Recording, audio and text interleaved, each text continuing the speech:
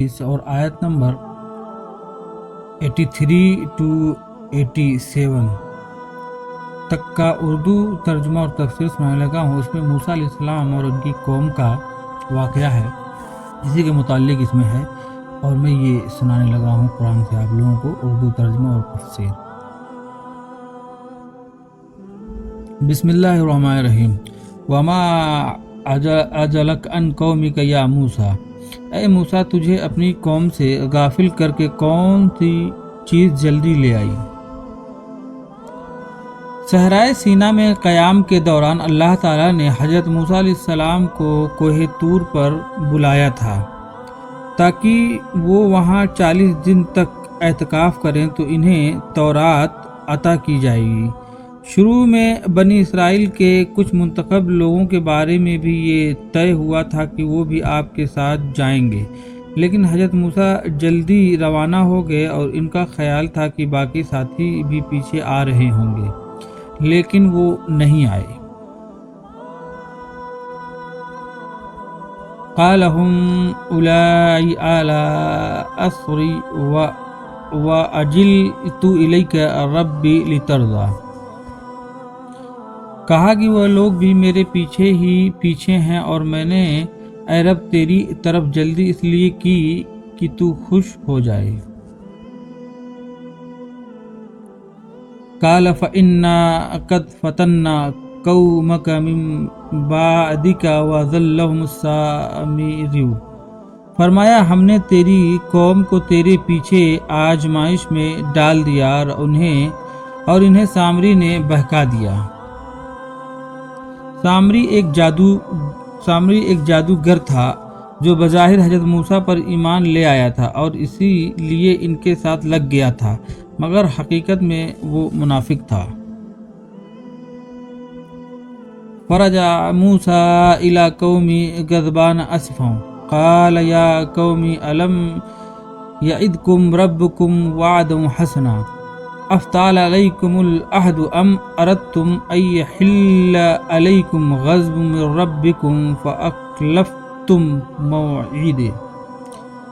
پس موسیٰ علیہ السلام سخت غضبناک ہو کر رنج کے ساتھ واپس لوٹے اور کہنے لگے کہ اے میری قوم والوں، کیا تم سے تمہارے پروردگار نے نیک وعدہ نہیں کیا تھا؟ کیا اس کی مدت تمہیں لمبی معلوم ہوئی؟ بلکہ تمہارا ارادہ یہی ہے کہ تم پر تمہارے پروردگار کا غضب نازل ہو کہ تم نے میرے وعدے کے خلاف کیا۔ اچھے وعدے سے مراد کوہ طور پر تورات دینے کا وعدہ ہے، یعنی مجھے کوہ طور پر گئے ہوئے کوئی ایسی لمبی مدت تو نہیں گزری تھی کہ تم میرا انتظار کیے بغیر اس بچڑے کو معبود بنا بیٹھے۔ قالوا ما اخلفنا موعدك بملكنا ولكننا حملنا اوزارا من زینة القوم فقذفناها فكذلك القى السامري۔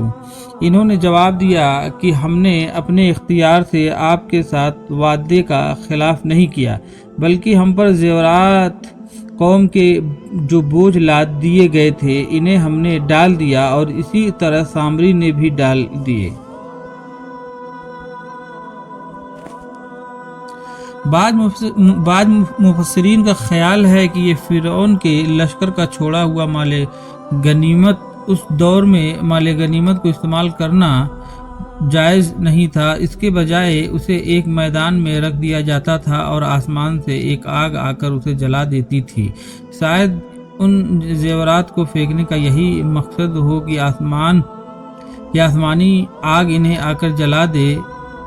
اس کے برخلاف عام طور پر تفسیروں میں یہ روایت مذکور ہے کہ بنی اسرائیل جب مصر سے نکلے تھے تو نکلنے سے پہلے انہوں نے فرعون کی قوم کے ملوگوں سے بہت سے زیورات عید کے موقع پر پہننے کے لیے مستعار لیے تھے۔ وہ سارے زیورات مصر سے نکلتے ہوئے ان کے ساتھ تھے، چونکہ یہ زیورات دوسروں کی امانت تھی، اس لیے بنی اسرائیل کے لیے جائز نہیں تھا کہ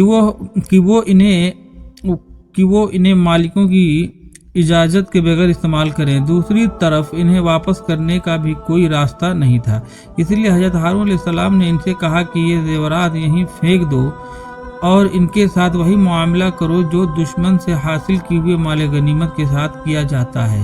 لیکن ان میں سے کوئی روایت بہت مستند نہیں ہے، اور احتمال یہ بھی ہے کہ سامری نے اپنا شعبدہ دکھانے کے لیے لوگوں سے کہا ہو کہ تم اپنے اپنے زیور نیچے پھینکو، میں تمہیں ایک تماشا دکھاتا ہوں۔ یہاں یہ بات بھی قابل غور ہے کہ عام لوگوں نے جو زیورات پھینکے اس کا ذکر کرتے ہوئے اللہ تعالیٰ نے قذف کا لفظ استعمال فرمایا، اور سامری نے جو کچھ پھینکا اس کے لیے دوسرا لفظ القا استعمال فرمایا۔ اس میں یہ بھی امکان ہے کہ یہ صرف اسلوب کی تبدیلی ہو، اور یہ بھی ممکن ہے کہ سامری کے پھینکنے سے مراد اس کی شعبدہ بازی کی کاریگری ہو، کیونکہ القا کا لفظ جادوگروں کے کرتب کے لیے بھی استعمال ہوتا ہے۔ جب سارے لوگوں نے اپنے زیورات پھینک دیے تو سامری بھی کوئی چیز مٹھی میں دبا کر لایا اور حضرت ہارون علیہ السلام سے کہا کہ کیا میں بھی پھینک دوں؟ حضرت ہارون علیہ السلام نے سمجھا کہ وہ بھی کوئی زیور ہوگا، اس لیے فرمایا کہ ڈال دو۔ اس پر سامری نے کہا کہ آپ میرے لیے دعا فرمائیں کہ جب میں ڈالوں تو جو کچھ میں چاہتا ہوں وہ پورا ہو جائے۔ حضرت ہارون علیہ السلام کو اس کی منافقت معلوم نہیں تھی، اسی لیے دعا فرما دی۔ حقیقت میں وہ مٹھی میں زیور کے بجائے مٹی لے کر آیا تھا، اور اس نے وہ مٹی ان زیورات پر ڈال کر انہیں پگھلا دیا، اور ان سے ایک بچھڑے کی سی مورت بنا لی جس میں سے آواز نکلتی تھی۔